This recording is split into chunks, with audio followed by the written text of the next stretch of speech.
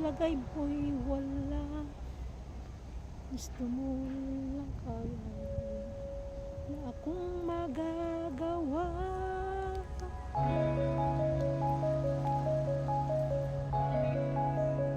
Mga guys, shout out sa inyong lahat dyan, sa mga saan sulok man ng mundo, at sa mga silent viewers dyan, at mapagmahal kong mga tagapanood.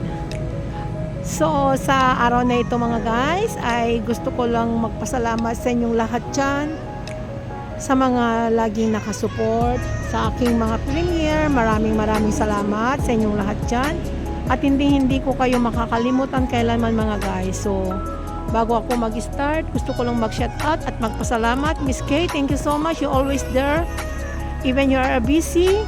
You always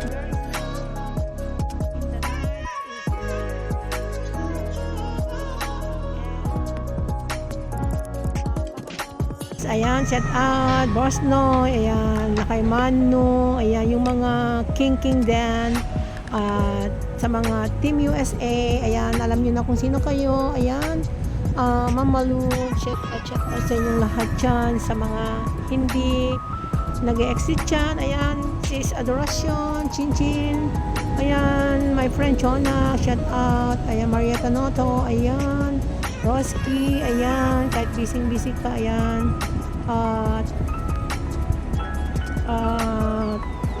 sino pa, Evelyn, official Evelyn Vlog, Fasawa, ayan, Milda Ingram, Simply Jane, ayan, Sis Lisa Jane, thank you so much, Elsa, Kamis, kung Kamis, ayan, Mr. Lee Art, thank you so much, ayan, nandito lang pa rin ako sa inyo, dito, Menabik, ayan, thank you so much, Lady Pakandakers, my friend, ayan, sana balang araw mag-meet tayo sa ating mga lugar kasi magkapit-bahay lang naman tayo, malapit lang Ilagan, sana Gilian, di ba my friend, Lady Pakandakers, ayan, thank you so much. O sino pa, nawala na yung isip ko mag-shoutout, nawala na, yun na, shoutout sa inyong lahat dyan, at hindi ko kayo makakalimutan hanggang sa muli mga guys. Sana nagustuhan ninyo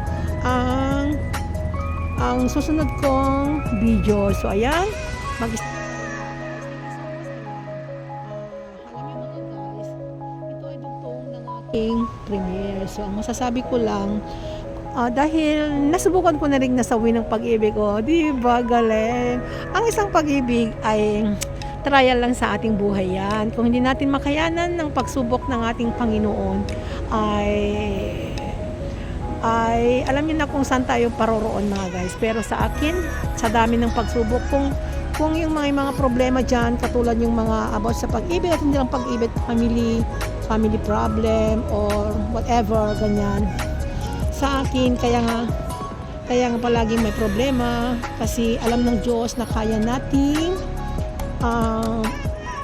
masolve ng ating mga problema, ganyan mga guys. So ayan, kaya hindi tayo bibigyan ng ating Panginoon ng ating problema kung hindi natin kaya, na alam niya na kaya nating i-handle ang bawat mga problema ng ating buhay. So ang masasabi ko lang sa akin, so isample ko na lang sa aking buhay, sa akin kung ano yung problema, yung mas higit pa na mabigat ang aking problema, hindi lang sa mga sinasabi nila sa asawa, hindi, marami pang bagay yan, hindi lang sa asawa, sa kayo naghiwalay, bakit kayo naghiwalay, ganyan, may something problem yan, may dahilan kung ba't kayo naghiwalay, di ba mga guys, yung mga katulad ko dyan na mga hiwalay na ng asawa, may dahilan, may kanya-kanya tayong problema, may kanya-kanyang dahilan ng ating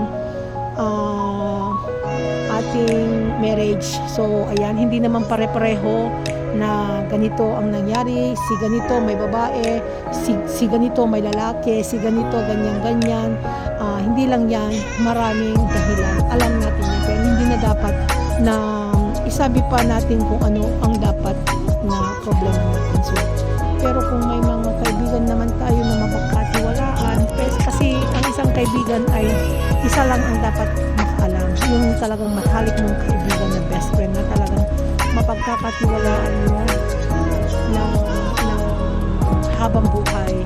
Ako, meron akong kaibigan na matalik kong kaibigan na gusto kong isama dito, dating ex-abroad din, pero nahirapan ako dahil wala akong makitang sponsor. So ayan, kasi gusto ko siyang makasama, at kahit nagbabakasyon ako, laging nagkikita kami, at alam niyo na, yung masaya ako na makasama siya kasi lahat ng problema ko alam niya.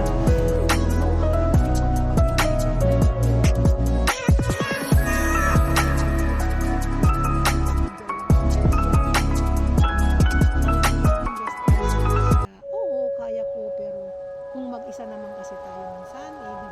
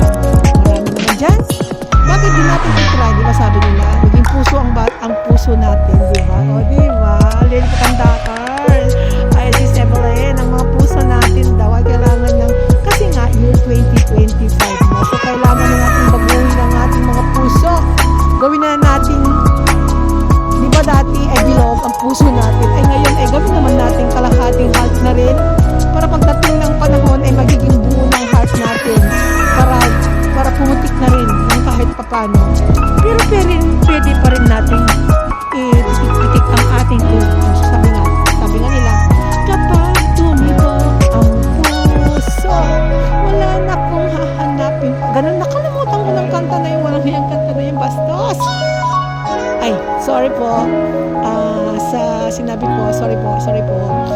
Tao lang po. Sabi ko, guys, I love you all. And sana gusto niyo ang aking topic for today. My topic for today is about the love. Sawing pag-ibig.